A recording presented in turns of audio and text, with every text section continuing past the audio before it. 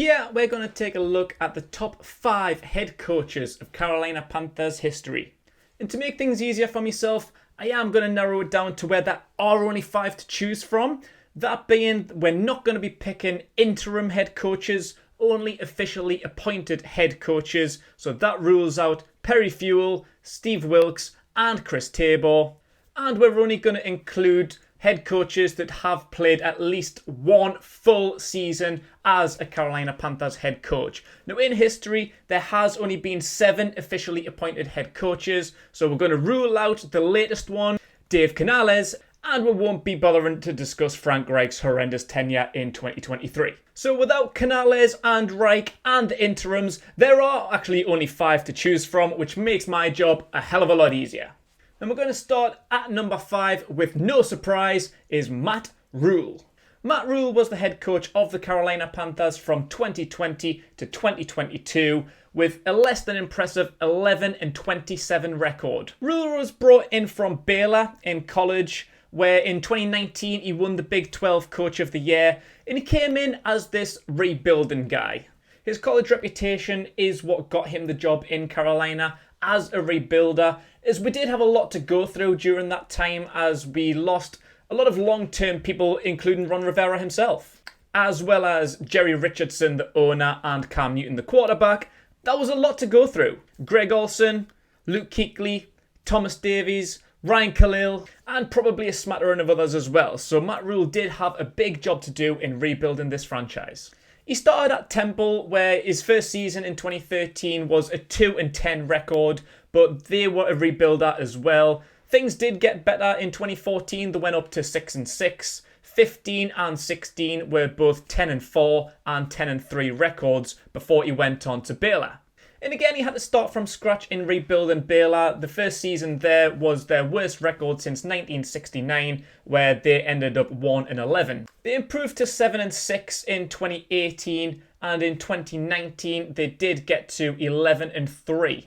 And they started 9-0 as well, which is where Matt Rhule won the Big 12 Coach of the Year award. And it was down to that where David Tepper hired him to a 7-year, $62 million contract.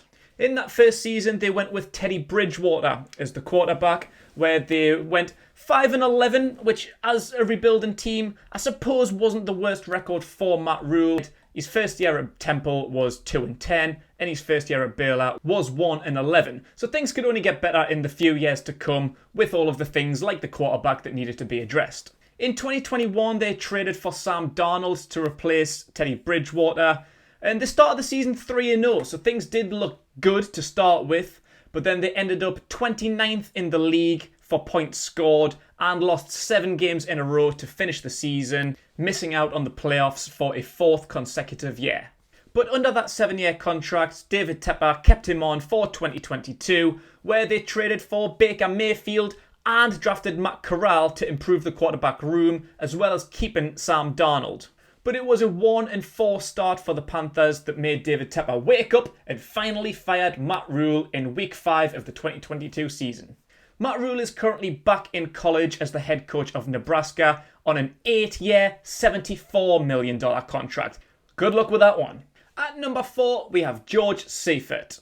Seifert was here from 1999 to 2001 with 16 wins and 32 losses. Seifert was a legendary coach at the time, spending the majority of his career successfully at the San Francisco 49ers, where he started out as the defensive backs coach between 1980 to 1982, where he won 1 Super Bowl, before moving on to the defensive coordinator position in 1983 to 88, in which he won 2 Super Bowls. And after all that success, he did get promoted to the head coach's job, where they went on to win the very next Super Bowl, Super Bowl 24 in 1989, and then again in 1994 they won Super Bowl 29. So that was 5 Super Bowls in total in his time at the San Francisco 49ers across 3 different positions. As a head coach, he's won more in franchise history than anybody else. 98 wins is the record, and he's also a 49ers Hall of Famer. Seifert spent 2 years out of football after his time at the 49ers came to an end before joining Carolina in 1999, where he was hired as the head coach and de facto GM, as the Panthers were without one since 1997. In his first season in 1999, with Steve Berline as the quarterback over Kerry Collins, they improved on the previous record in 1998, which was 4-11, and moved to 8-8, which at that time was the second best record in the franchise's 5-year history. In 2000, things didn't really get much better. One game less, it was a 7-9 record, which was equal to Dom Capers' record in both 1995 and 1998. But 2001 is where the memories lie. The Panthers started off well by drafting Dan Morgan, Chris Jennings, and Steve Smith. Remember, Seifert was the GM at that time, so he had a big say in bringing them three guys in who are legends at Carolina Panthers today.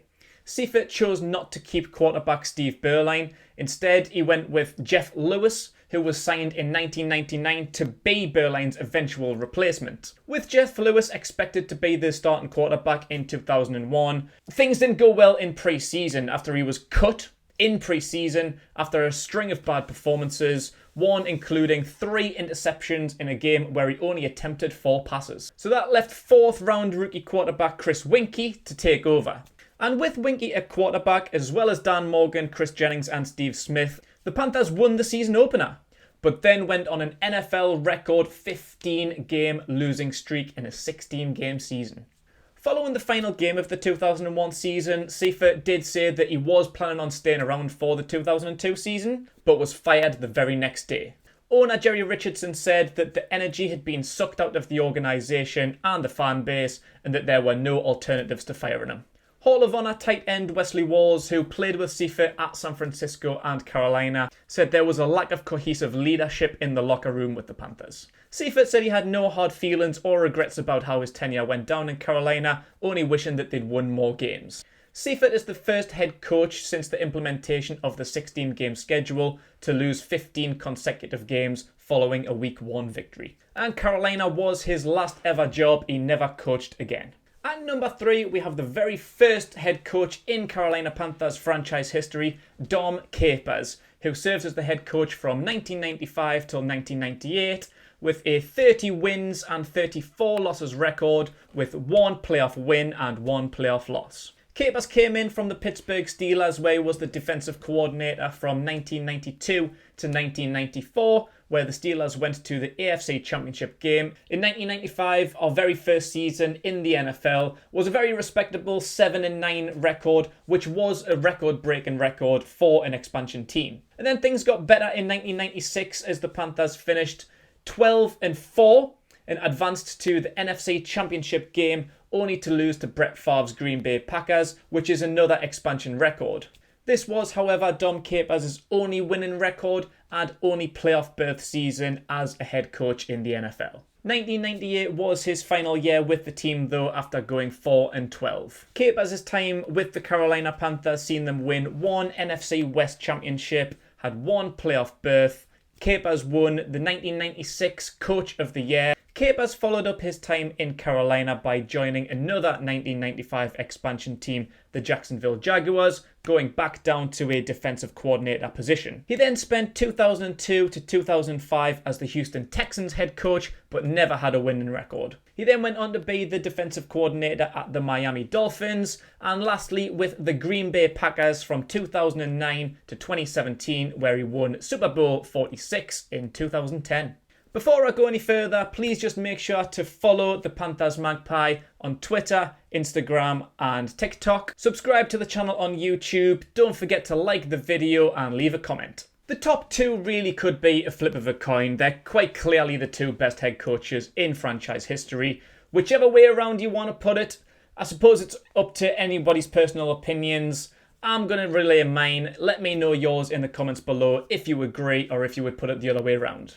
But for me, I'm going to go with John Fox as number 2. A 73 win and 71 loss record in the regular season, but a 5-3 record in the postseason, where 5 playoff wins is a franchise record. Fox came in from the New York Giants, where he was the defensive coordinator from 1997 to 2001, losing Super Bowl 38 in 2000. Now, Fox had an almost impossible job turning George Seifert's 1-15 2001 Carolina Panthers, but it did get off to a decent start. The Carolina Panthers won in Week 1 of the 2002 season, breaking the 15-game losing record from the year before. With Rodney Peters the quarterback, John Fox led the Panthers to a 7-9 record in his first year, a hell of an improvement on the 1-15 from the one before. And in the name of continuing to improve, 2003 was arguably the Carolina Panthers' most famous year in franchise history, going 11-5 in the regular season and going all the way to Super Bowl 38, the franchise's first ever Super Bowl appearance. The team won their first NFC South Championship with an 11-5 record, making it past the Cowboys, Rams and Eagles to advance to Super Bowl 38 to take on the New England Patriots, where we did lose by a field goal. With dreams of winning a Super Bowl, things didn't really get off to a very good bounce back in 2004 after going 7-9, but in 2005, like 2003, we had an evenly matched 11-5 record and went all the way to the NFC Championship game, only to lose to the Seattle Seahawks. In 2008, we won the NFC South for the second time with a franchise best 12-4 record, but lost in the NFC divisional game to the Arizona Cardinals. 2010 was the final year for John Fox. After moving on from franchise quarterback Jake Delhomme, we went with rookie quarterback Jimmy Clausen, and the team went on their second worst franchise record at that time with 2-14. John Fox led the Carolina Panthers to one NFC Championship win as well as an NFC Championship loss. There were 2 NFC South titles, 3 playoff berths, and a bunch of records broken. Fox went on to be the head coach at the Denver Broncos and the Chicago Bears, and is currently serving as the defensive senior assistant at the Detroit Lions. And at number 1, I've got Riverboat Ron Rivera. 2011 to 2019, Ron Rivera is the most winning coach in franchise history with 76 wins, 63 losses, and the one and only tie in franchise history, and he also had a 3-4 record in the postseason. Rivera came in from being the defensive coordinator at the San Diego Chargers, where he spent from 2008 to 2010. And much like John Fox did when he joined in 2001, Ron Rivera had a lot to correct with John Fox's 2010 2-14 record. Armed with the number 1 pick in the 2011 draft, the Carolina Panthers drafted quarterback Cam Newton. It was the third year in both Rivera and Newton's time at Carolina Panthers where the legacy really started, where we ended up 12-4 for a tied franchise record set by John Fox in 2008. Things didn't really get off to the best start. The first 2 seasons were both losing records, and within the first 4 weeks the Panthers were at 1-3, and there was a lot of talk of Rivera losing his job. After that, the team went on an 8-game winning streak and won the division to make the playoffs for the first time since John Fox's 2008 season. And this season won Rivera Coach of the Year. Things got very average again in 2014, where we had a 7-8-1 record, where we got that one tie in the franchise's history. The season started with 3-8-1, which wasn't all that good, but the team won 4 games in a row to finish the season with a very average 7-8-1 record, but that was enough to win the NFC South for a second year in a row. The Panthers beat the Arizona Cardinals in the wildcard round for the team's first playoff win since 2005, before losing in the divisional game to the Seattle Seahawks. But 2015 is where history was really made. 15-1 record, the best season in the franchise's history. Rivera won Coach of the Year, Cam Newton was the league's MVP, and the team went on to their second ever Super Bowl.